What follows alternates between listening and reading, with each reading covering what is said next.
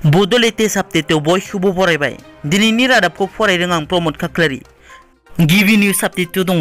आसामाव दुर्गा फुजाखौ सरकारा खानानै होखानाय नेम बादि SOP मानिनानै गुबुन गुबुन जायगायाव रंजा बाजायै फालिनायखौ नुनो मोन्दों।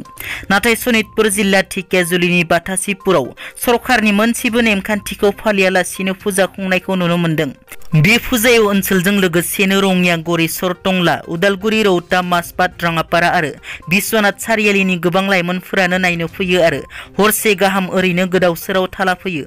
दखरा एबसुनि मावथिफोरा फुजासालिनि थासारिखौ एसेबो मोजां नुयैलाय बेखौ खौरां लाहैनायजों लोगोसे SOP बादियै मानिनो खावलायनो थांनायावनो एबसुनि मावथिफोरखौ गाग्लोबनायजों लोगोसे सा ढेकियाजुलि दखरा एबसुनि मावख'खौ गाज्रियैनो बुफाय बुसि खालामफैयो। बे जाथायजों लोब्बा गोनां 4 सुबुंखौ पुलिसा हमो। हमजानाय 4 सुबुंफोरखौ जोमै मोसाहारि, बिलिफां बसुमतारी, सर्जन बर' आरो प्रबिन नार्जारी होनना सिनायथिनो हादों। बिसोर 4खौ एबसुनि मावख'आव बुफाय बुसि खालामनायनि दायाव पुलिसा हमो। हादरनाङै दुर्गा फुजा फालिनायखौ नुनो मोन्दों।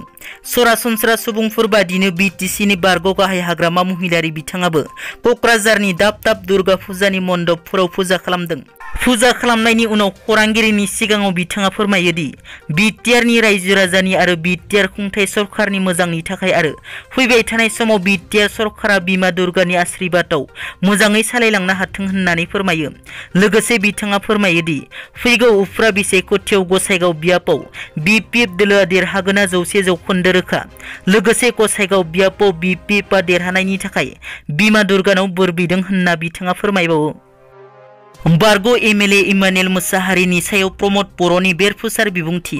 बिथाङा खौरांगिरिनि सिगाङाव बुङोदि जि समाव हाग्रामा महिलारिया करपसन खालामगासिनोमोन, गोबां हिंसायारि जाथाय बड'लेण्डआव सोलिबाय दंमोन। बे समावनो इमानुएल मोसाहारिया BPFनि गोहोगोरा गाहाय नेहाथारिमोन। इमानुएल मोसाहारिया गोजौआव खोदै गारोब्ला गावनि मोदोमावनो नांफिनगोन होनना। उदालगुरि जिल्लानि अरां गेला बेलाव सासे बर' हिन्जावसाया 2 हारसा सेंग्रानि आखायाव बुलि जानांनायनिफ्राय बारग'यो।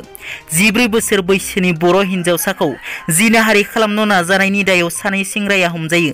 गेला बेलनि 2 हारसा सेंग्रानि हेंथायै अरां पुलिस थानायाव 2 नं मासगावनि खनस्री बसुमतारीया गावनि फिसाजोखौ जिनाहारि खालामनो नाजादोंमोन होनना गसर थिसनो। थांनाय 12 अक्ट'बर खालि मोनाबिलि 9 रिंगासो समाव 10 थाखोआव फरायनाय सासे बर' हिन्जावसाखौ 25 बोसोर बैसोनि प्रसेनजित बैसो आरो 22 बोसोर बैसोनि रितुपर्ण बैसोआ जिनाहारि खालामनो नाजादोंमोन होनना गसर थिसनो। लोगो लोगो अरां पुलिसा बिसोर 2खौ हमो। हमजानाय हारसा सेंग्रा 2नि नखरनि सोद्रोमाफोरा बे दाय जाबसिननायखौ नंखाय बुंनायजों लोगोसे खोथा रायलायदोंसोमोन होनना फोरमायो। बे जाथायनि सायाव पुलिसा इनकुवारि खालामगासिनो। सनितपुर जिल्लानि सिङाव थानाय ढेकियाजुलिनि बाथासिपुराव दुर्गा फुजायाव महा अष्टमीनि सानाव बुलाय सोलाय जालांनाय जाथायखौ लानानै BTRनि गाहाय प्रमद बर'आ गोख्रों रावजों बिबुंथि लाखिदों। बिथाङा बुङोदि जुवारिफोरजों कमप्रमाइज जानाय नङा, थोंजों सरकारा हमनानै जोबथेसालियाव दैथायहरनांगौ होनना BTRनि गाहाय प्रमद बर'आ बिथोन होयो। एबसुखौबो बिथाङा जुवारिफोरजों कमप्रमाइज खालामनायनिफ्राय गोजानाव थानो खावलायदों। मख'नो गोनांदि बे जाथायजों लोब्बा गोनां दासिम 4 सुबुंखौ हमबाय। दिनैनि रादाबा एसेनोसै। नोंथांमोना जुदि आंनि चेनेलखौ दासिमबो साबस्क्राइब खालामाखै, अन्नानै साबस्क्राइब खालाम। गोजोन्थों।